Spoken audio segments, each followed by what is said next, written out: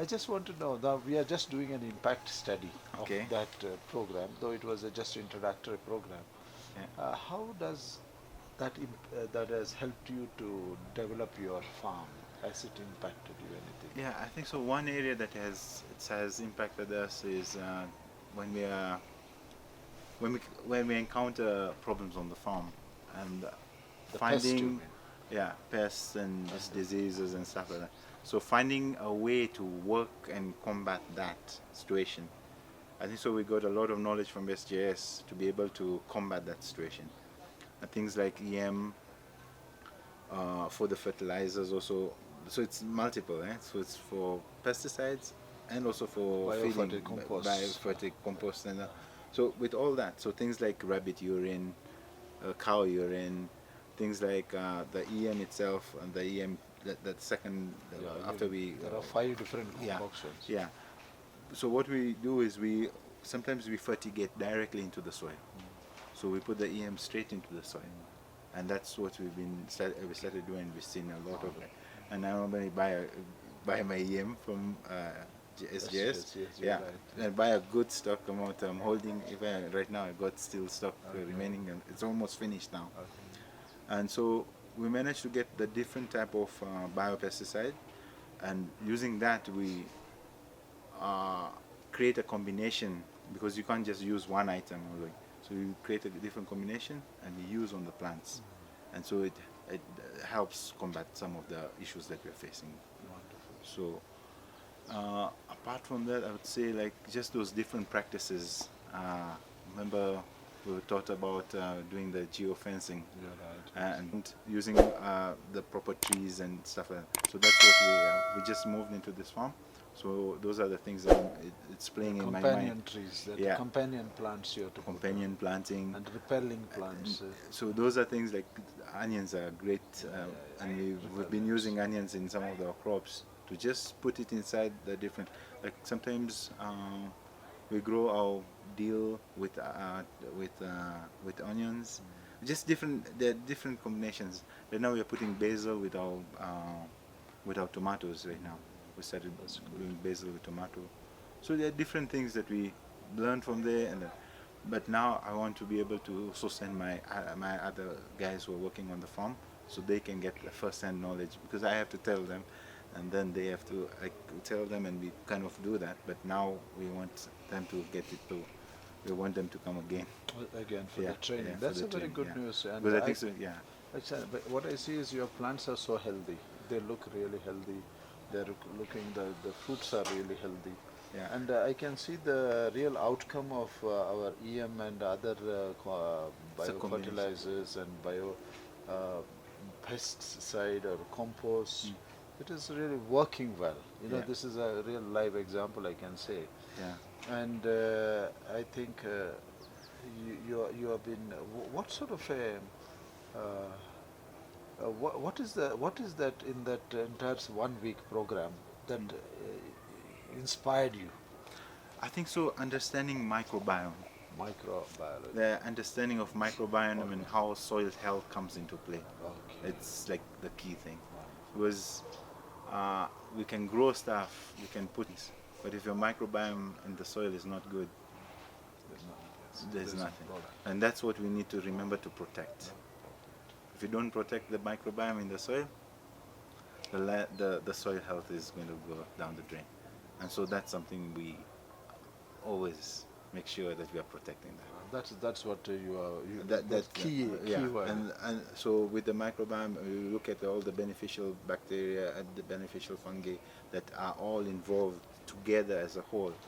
in the soil to produce plants. And things like virus attacks and stuff like that, those are all because the balance is not there. So once you have the balance, you stay away from all those unnecessary trouble. Yes, we do have things like white flies, some like this plant is now, I think so we're getting, this is powder mildew. But we come in here with things like, we use whey, sometimes we use milk, we use, there are a lot of things that we learnt. Remember carbon, what you want, bicarbonate of soda. This is takes care of it, and so we do it for a week, and it takes care of it. So there are things that we learn from there. This is what I've passed down to my guys, but now I want them to get first hand. That's true. And I think so. There's also more things that have been developed now. So, but under this, we actually did a lot of basil dressing of cow manure. A trench was dug, so the plant is looking this way because we dug about 60 centimeters a trench, and then put that down, and then the normal soil, and then on top of it EM and those different bottles that I got from you guys directly through the fertigation, so it comes straight into this thing. One thing I wanted, because one thing, these plants are heavy feeders, and so I'm working on biogas, bioslurry, and the wastewater from there to be able to pump it straight into our plants. But one component that I'm going to be thinking out aloud is potassium. Yes, we are doing things with bananas and banana peels to supplement potassium, but it's not enough. It's not sufficient, and these plants are feeding. There's a solution for that now. We have recently, one of the scientists from India, he gave us bits from Falada. Okay. That is, we can prepare potash with ash and cow urine. Okay. Because that's what I feel that we are lacking. Because this looks okay because we have there's chicken manure, there's cow manure in here. I know it's keeping it going, but I know after sometimes if it's exhausted, they're down. You can then develop. it's downhill for us. And then What are the challenges you feel that with the organic farming or in our training? What do you think that you need to add? Anything that you feel as a farmer? And I think as a farmer, I would say, when we go through all this effort of conserving the soil, making sure our soil health is good, we don't get any recognition for it, totally. So someone would say, "Oh, this is just a tomato, right? Why you're saying it's organic? What's organic about it? It's just a tomato, tastes like a tomato."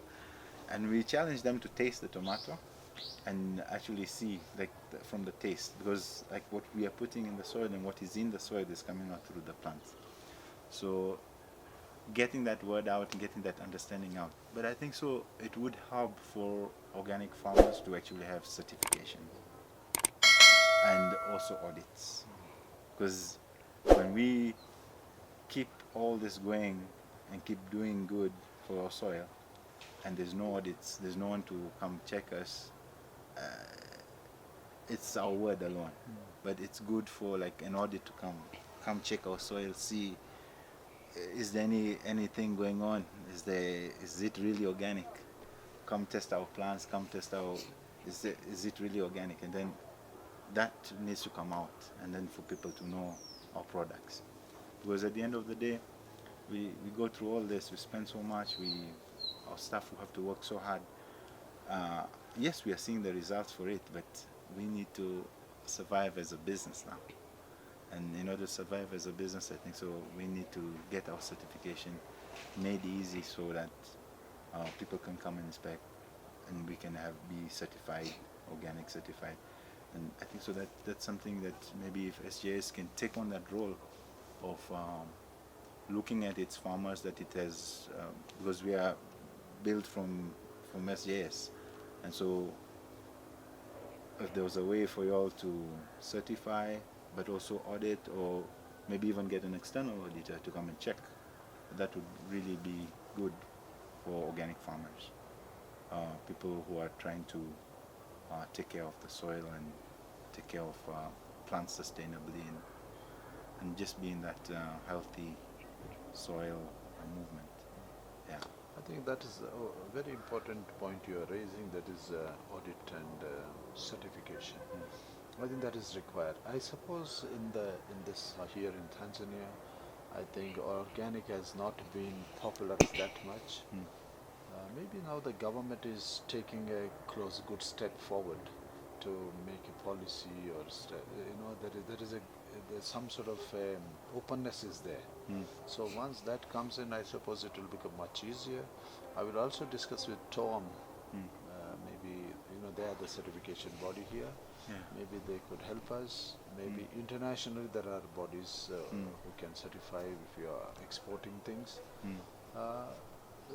But the Tom is not that expensive, but other bodies are very expensive. It's true. So yeah, that is another big challenge we have. But at the same time, maybe we need to develop our own network where we can, promote our own products. If it is our network grows and we have our own people buying things in the network, that would be very interesting also. We'll look, I think that is what you are saying is very true. Yeah, so people who understand what goes into planting these plants. Otherwise, Right. it's just people don't understand. And then, Right. Yeah. So anyway, thank you, Glenn, for